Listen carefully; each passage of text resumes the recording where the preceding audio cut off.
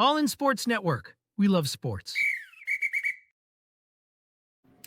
Hey, how's it going, everybody? Welcome to fabulous Las Vegas here. Getting ready for the Las Vegas Bowl. Apologies, the room setup is not great as far as backdrops. I wanted you guys to see a little bit of what we got going on behind me with the skyline, but right now the sun is brutal, and there's not really a great way for me to capture it without messing up this lighting. So a little bleached out behind me, but we will be at Allegiant Stadium later on tonight. I'll have an update post-game, but just wanted to hop on here real quick before the game day, just to give a few thoughts, things we're looking forward to, things, looking to see how they play out as A&M gets ready to take on USC in the Las Vegas Bowl. First thing I want to get to right away, Marcel Reed. Obviously big for his future, what he can do. He's the undisputed leader. We talked about this yesterday on our show for our television partner, KCN. Marcel Reed, hard to believe, last year he started off as the fourth option on this team, and then a year later, after being thrust into the Texas Bowl, one play in, and goes 361 through the air, runs for a touchdown.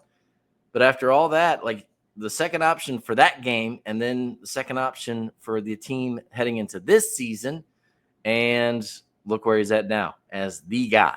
So this is Marcel Reed and Mike Elko. Mike Elko, by the way, keep in mind, he'd been hired a month prior to the Texas Bowl last year, and, was getting acquainted with guys. He kind of stayed back a little bit just to let people, finish out that season.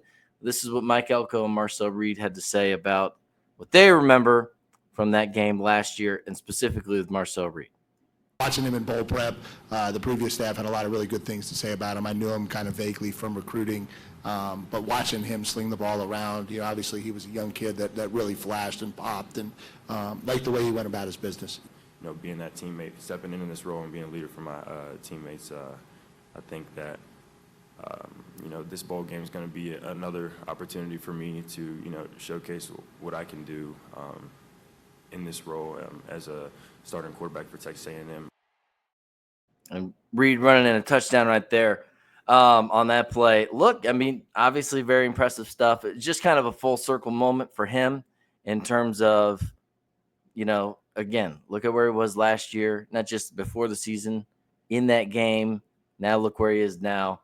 Really neat stuff to see there. So it'll be interesting to see what he can do. I want to just kind of quickly go through the depth chart, not break down every single position, but just kind of looking at what we can expect, what we're looking forward to, some new names that you could see in action, people that I'm interested to see how they do. Because, again, you're going to have a lot of youth in this game. It's, the comparison between USC and A&M with the opt-out situation, USC much more I say many more transfers. If you look at the numbers, it's actually about the same.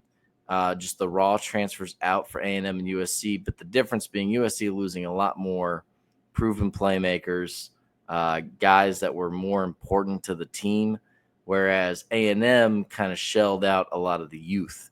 A lot of the depth in the background is some of the guys that are leaving. And then you throw in on the defensive line, as we've talked about, the 3 draft opt-outs with Shamar Turner, Shamar Stewart, and Nick Scorton. So just real quickly, across the, obviously Marcel Reed get in there. We could see some more Ruben Owens. Mike Elko was asked about that yesterday, said he's kind of like 4 months into a 5-month injury recovery, so still not all the way there, but, he is listed as available. I would imagine he would be. Amari Daniel's probably going to be the lead back, but Ruben Owens, we'll see what he looks like as we get ready to go into the offseason after this game. Your receivers, Jabri Barber, Ja'Day Walker, capping off their Aggie careers, their last game. But beyond them, you've got Noah Thomas, who's the mainstay. And then that is the position where there's a lot of guys that we talked about with that depth behind who you're going to see, get a chance. Guys like Ernest Campbell. Again, just going through the guys listed on the depth chart here. Ernest Campbell, Terry Bussey, Isaiah Williams, Ashton Bethel-Roman.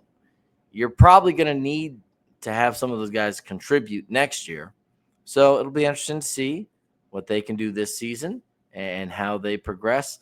I think tight end is pretty similar to what you got normally. I mean, Trey Watson, Shane Calhoun, Donovan Green, Theo Nordstrom, although we haven't seen much Donovan Green, of course, this season. So I think tight ends look about the same. Maybe we see a little more Donovan Green, see where he's tracking heading in next year. You're going to lose Trey Watson, I believe, and Shane Calhoun. So that's something to keep in mind.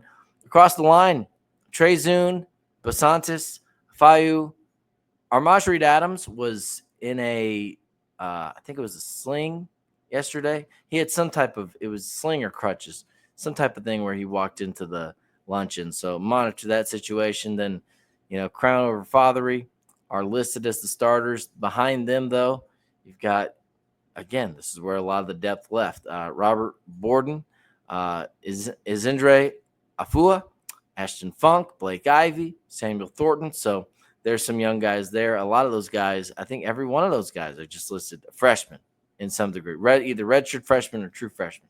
So that's what it's looking like offensively. Defensively, I have to apologize for some of the guys I was leaving out because we talked about, who do they have coming back next year and the need for them to get those transfer portal defensive ends that they did with CJ Searcy and I'm blanking on the other one, but the other transfer from the other day.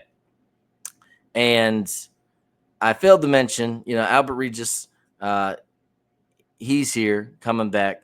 DJ Hicks, Rylan Kennedy is a guy I've been on the tip of my tongue of thinking, like, who's the depth behind them that's available? Rylan Kennedy is Solomon Williams there. Rodis Johnson is, in fact, out of eligibility after this season. Nana Boadi Owasu, 12th man, is listed as the backup to Cassius Howell, another guy in the defensive line. So, again, those are guys that you're probably going to need contributions from next season. So we'll see how they do. Linebackers, Torin York. And then this is one where we said it's probably about the same as it was, right? Torin York, Samford, Scooby Williams, Tristan Jernigan, Jordan Lockhart, Solomon DeShields. That's kind of the guys you've been rolling with for most of the year anyway. I don't think we'll see anything crazy there. In the secondary, same stuff that we're seeing as far as the starting guys, maybe a little bit more in terms of the depth that you might get to see, but Jaden Hill, BJ Mays, Javon Thomas, Will Lee, Des Ricks, Bryce Anderson, Dalton Brooks, Marcus Radcliffe, all those guys listed in the starting position or, 1A, 1B.